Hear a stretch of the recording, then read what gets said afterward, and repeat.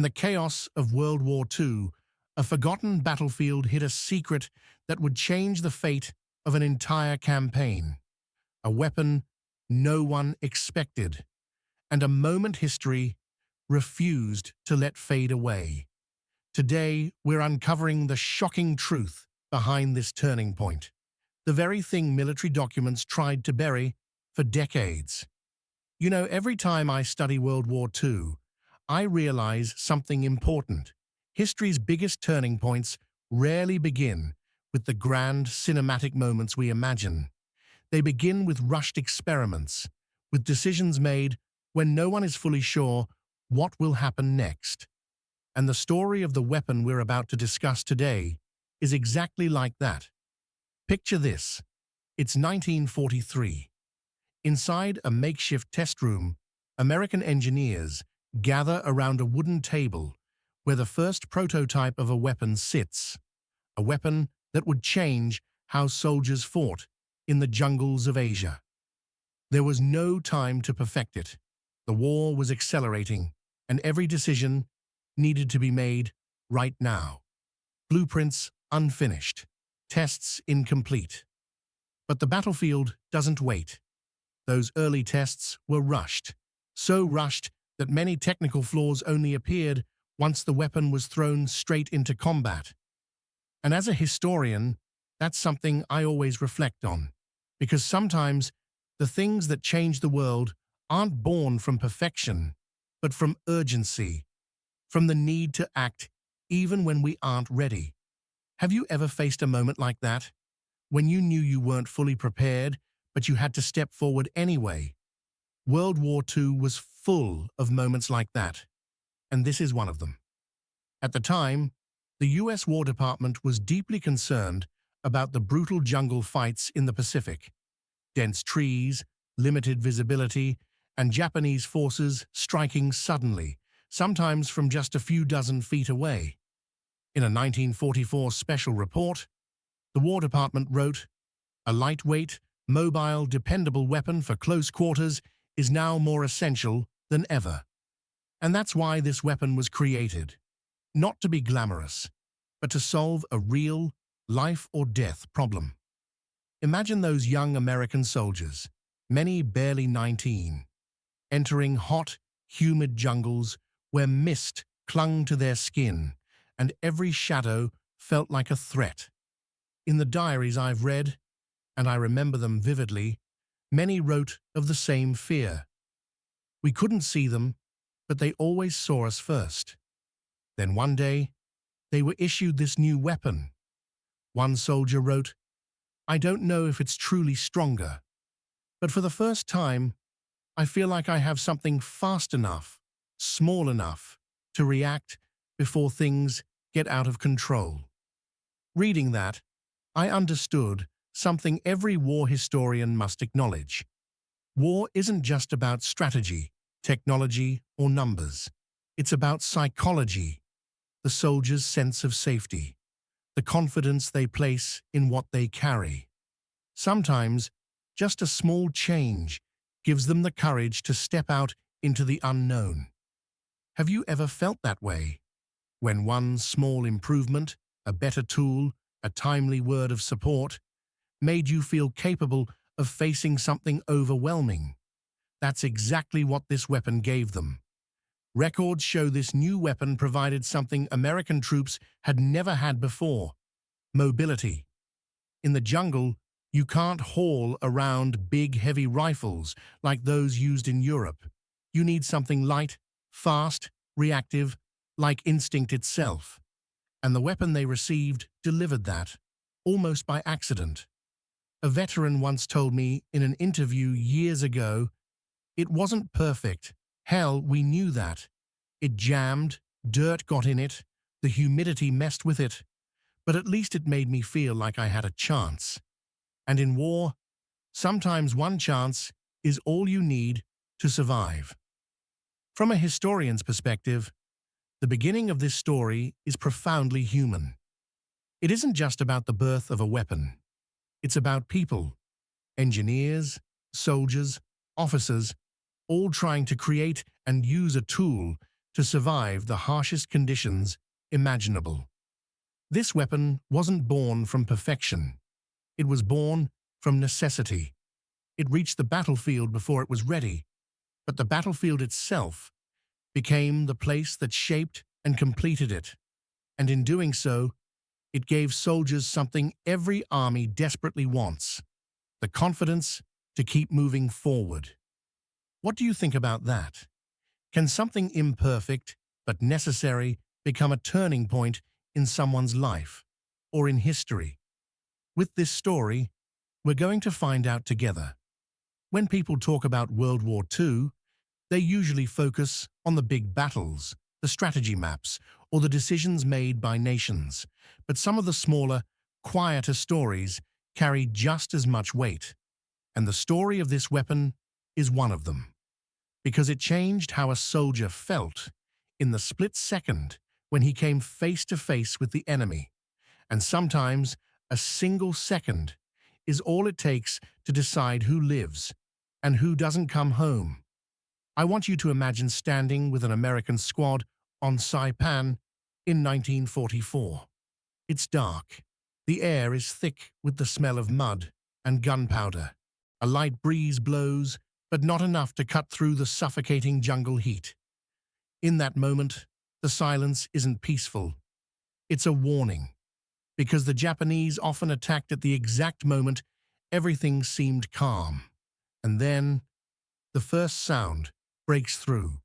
Not footsteps, not a rifle shot, just the faint tear of leaves from somewhere ahead, right in front of the soldiers who are holding their breath. In a situation like that, even a fraction of a second too slow could end everything. But what made this battle different was simple. The American soldier was now holding a new weapon, one that, despite its technical flaws, was incredibly fast and agile. A sergeant wrote in his journal, "When I heard the noise, my hands reacted before my head did. I didn't think, I just moved." And sometimes, that ability to move without thinking is exactly what keeps someone alive. Allied post-war reports show that on many fronts, especially in the Pacific, this weapon made a noticeable difference. Close-quarters combat, once a clear advantage for Japanese forces using banzai charges and sudden rushes, suddenly became more balanced. One officer wrote, "For the first time, we had something fast enough to stop them." If you've ever studied warfare, you know this. When an army loses its advantage in speed and surprise, its entire strategy collapses. And that's exactly what happened. Post-war Japanese documents even admitted they had to change how they organized their night attacks. One report stated, "The enemy now possesses immediate response weapons. Closing the distance is no longer an advantage." I first read that document in a military archive in Washington, and the feeling was strikingly clear. This was a moment where technology directly weakened a long-established tactic. A veteran once told me, "In the dark jungle, the one sound that gave me comfort was the sound of my own gun." And there's something fascinating that not many people know. This weapon had a very distinct firing sound, a sharp, quick burst. Some reports even called it a psychological signal, because when Japanese soldiers heard it, they knew they weren't facing slow, bolt-action rifles anymore. They were facing something that could fire back instantly. That sound didn't just intimidate the enemy, it reassured American soldiers that they could control the space around them, even just a few meters. And in war, those few meters can be the line between life and death. But nothing comes without a cost. Logistics officers quickly faced a huge problem. This weapon burned through ammunition far faster than expected. Combat units regularly ran out of ammo before resupply could reach them. In some areas, the supply chain became so overloaded that commanders had to revise their entire transport strategy. One logistics document stated clearly, "High fire rate creates battlefield advantage but places unprecedented strain on supply systems. And as with anything new in wartime, not everyone trusted this weapon at first. Many officers in 1943 to 1944 criticized it as not strong enough, unreliable, or unfit for prolonged combat. But the battlefield proved them wrong. Final combat reports from late 1944 showed that it had saved far more lives than anyone predicted. That's something I've always found fascinating. In history, many things that were underestimated, people, ideas, technologies, ended up becoming the center of major turning points. Have you ever experienced something like that? When people doubted you, but the situation itself gave you the chance to prove them wrong. This story is just like that. An imperfect weapon, born in haste, meant to be a temporary fix, but it became a shield and even a source of hope for thousands of young soldiers.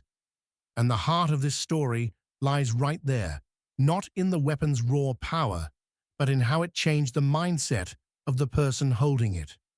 From fear to initiative, from being hunted to having the chance to strike back, from panic to believing they could survive one more day. As a historian, I've always believed that weapons aren't just tools of destruction. They reflect the spirit of the people living in that era.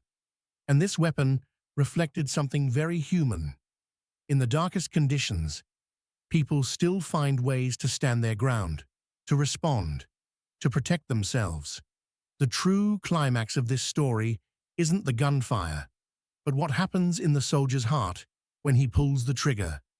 As the war neared its end, the weapon we've been following began to reveal both its strengths and its limits. Nothing stays perfect forever, and every advancement comes with a cost. A veteran once told me, "That weapon saved my life, but it also reminded me that war is never simple." Despite how effective it was, it still had flaws. In the jungles of the Pacific, mud, water, and humidity reduced its durability and accuracy. One commander wrote in his journal, "It's powerful when it needs to be, but more fragile than we'd like to admit." From stories like these, we realize something important. The things that matter most, in war or in life, are often both strong and vulnerable at the same time. And that's part of why we love history. Even imperfect things can change the world in ways no one expects. After the war, historians concluded that this weapon's influence went far beyond battlefield performance. It reshaped how the 20th century understood close-quarters combat. Before World War II, close combat relied on long, heavy, slow rifles. When this weapon appeared, everything changed. Speed, mobility, and reflexes became the decisive factors. Every design that came afterward followed the same principles it established: fast, agile, effective. This weapon was never intended to become legendary, but it changed how soldiers felt about themselves. One final report put it plainly. It gave the soldier confidence that he had a chance. In war, there are no perfect heroes, no flawless technologies, but sometimes something appears at exactly the right moment and shifts the outcome. And because of that, modern historians still see it as a turning point, not just in military history, but in how we understand survival, adaptation, and human instinct. So what do you think about something imperfect, yet capable of changing history? Because sometimes the things born from urgency, experimentation, and doubt are the very things that push humanity forward. History is full of hidden stories like this, moments that shaped nations but were never taught in school. If you want to uncover more truths behind the legends of war, don't forget to subscribe, like, and turn on notifications. And drop a comment below. Which battle should I break down next? See you in the next video.